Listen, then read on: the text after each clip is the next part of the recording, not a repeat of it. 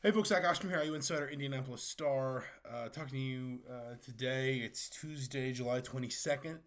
Curt Cignetti had his turn about an hour and a half ago, maybe 2 hours ago now, at the podium at Big Ten Media Days. Obviously, I'm not there. Mike Nislik made the trip for us. I kind of chimed in. Mike's got a lot of stuff from Vegas. I chimed in with some stuff off of what Signetti said. Wanted to kind of wrap some of that up in a video format here, kind of to close things down on my end for the day. Whenever a coach is at the podium, a lot of it does become pretty standard fare, and that was really no different for Signetti today. A lot of the discussion, a lot of his own comments, a lot of the questions he got centered on basically trying to build off of last season. Could Indiana improve on, or one of the interesting comments that he made, one of kind of the good lines I thought he had was, he's asked consistently,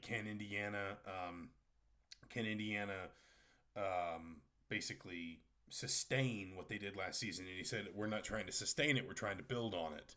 And that seemed to be that sort of front foot approach really seemed to be, kind of the sort of set the tone, I guess, for Signetti's comments throughout his podium session. Just that, he talked a lot about fighting complacency, which he does all the time. He talked about, I think I think the phrase I'd not heard him use this phrase before, but the one he leaned on more than once today was the warm fuzzies, that Indiana can't afford to sort of get wrapped up in the warm fuzzies, that they've got to stay hungry, that all the things that got Indiana to where it was last year aren't things that suddenly Indiana can sort of put away or put to one side this year. And so there was a lot of that. Again, that's pretty standard. It's what you'd expect, but it was pretty clear kind of the message that Signetti in his own mind had arrived to Vegas to deliver on behalf of his program. And I thought that was interesting.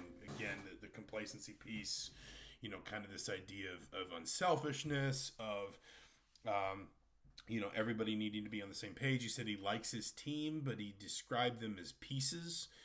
And the way, what he said was essentially, the job in fall camp is to take all these different pieces and pull them together. That, again, is nothing really new for him. He tends to think of every season sort of as its own organism a little bit, and that you build from one year to the next, but so much of what happens in a given season is defined by that season, the course of that season, the structure of that season, and where it goes. There were a few specific things he got asked about. Fernando Mendoza, I thought, and this is not the first time he said this, but he said it was. He said he felt that Mendoza's last 5 practices of the spring were his best 5, and obviously I think that's something that Signetti feels encouraged by. That maybe Mendoza, after kind of a lot of upload in the first few practices in the spring in terms of terminology, calls, checks, reads, etc. Once he kind of got settled, his performances, I think probably both individually and as kind of a leader, as a quarterback within the group, really improved. And I thought that was, again, I don't think it's the first time we've heard Signetti say that. I think he said things similar to that throughout the spring and summer, but that still seems to be kind of on his mind, seems to be his message, and I thought that was noteworthy. The other thing, the big thing, probably the most sort of headline-grabbing piece of Signetti's comments at Media Day was about scheduling. He was asked about dropping the Virginia series. He said it was a scheduling philosophy that predated his time at Indiana, but it was one that he signed off on at Media Days, or excuse me, when he was hiring. Or let me start over. One that he signed off on when he was hired.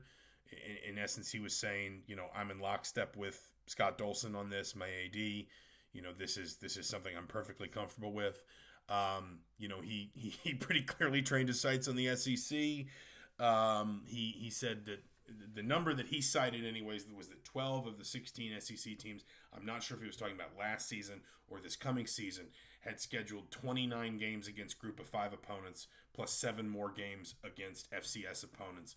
He kind of threw in that very Signetti-esque line, which he just kind of, you maybe, Curt Cignetti can never quite help himself, but he said we figured we'd just adopt an SEC scheduling philosophy.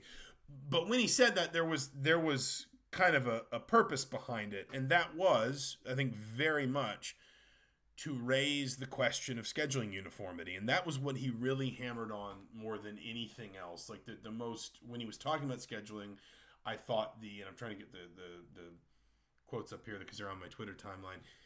The thing he said that to me resonated more than anything else, he said we need to standardize the schedule across the board. And what he was saying was, and he entered, he endorsed the idea of 4 automatic berths for the Big Ten. He endorsed what some people have floated, which is to move to 4 AQs for the Big Ten and the SEC, but then also have 2 play-in games, conference championship weekend, 1 and 2 play in the conference title game. They both get automatic berths no matter what. And then in the conferences that get 4 automatic berths, 3 plays 6 and 4 plays 5 for those 2 automatic berths the same weekend as the conference championship game. But so much of what Signetti was saying is we just need standard schedules. We all need to play the same number of non-conference games. We need some clear sort of uniform across-the-board guidelines on how we're building our schedules.